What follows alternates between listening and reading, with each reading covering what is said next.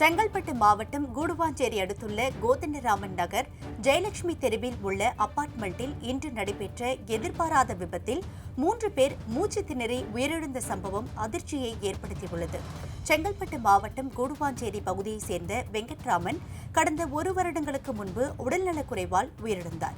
இதனை அடுத்து அவருக்கு தாம்பரம் பகுதியில் திதி கொடுப்பதற்காக துபாயில் வசித்து வந்த வெங்கடராமனின் மனைவி கிரிஜா தனது தங்கை ராதா மற்றும் தம்பி ராம்குமார் மற்றும் குடும்பத்தினருடன் கடந்த 2ஆம் தேதி ஊரப்பாக்கம் வந்துள்ளனர்.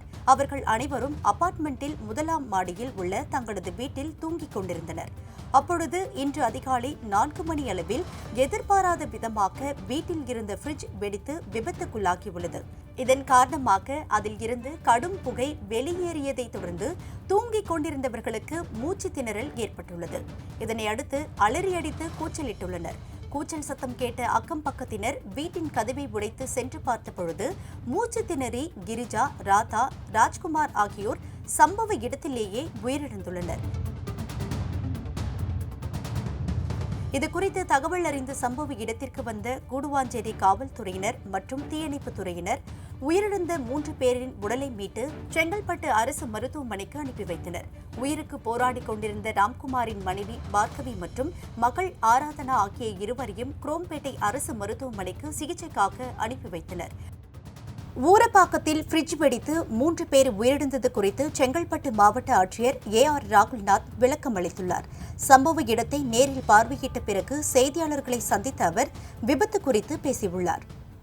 ரொம்ப நாளாக இந்த வீடு கிட்டத்தட்ட 1 வருஷத்துக்கு மேலே பூட்டி கிடந்திருக்கு. அதனால அந்த ஃப்ரிட்ஜ் இயங்காமல் இருந்துச்சு.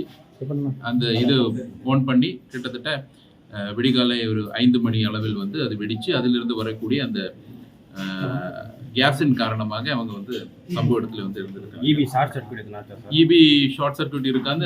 ஆய்வு செய்யறதுக்காக இன்னைக்கு சூப்பரண்டிங் இன்ஜினியர் வந்திருக்காங்க. அவர் ஆய்வு செஞ்சதில் இது வரைக்கும் அவங்க முதல் இன்வெஸ்டிகேஷன் அந்த மாதிரி எதுவும் இல்லை. இருந்தாலும் விரிவாக அவங்க பார்த்துட்டு இருக்கிறாங்க.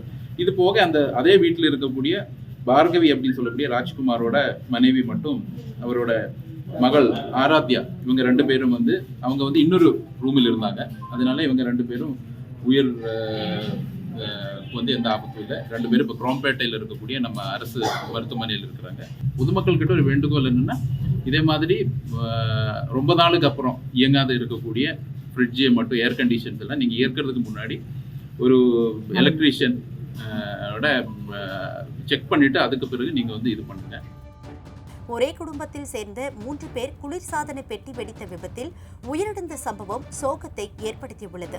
நீண்ட நாட்களாக பயன்படுத்தப்படாமல் திடீரென ஃப்ரிட்ஜை ஆன் செய்தது கூட இந்த விபத்துக்கு காரணமாக இருக்கலாம் என்று கூறப்படுகிறது. போலீஸ் விசாரணைக்கு பிறகே உண்மை நிலவரம் தெரியவரும்.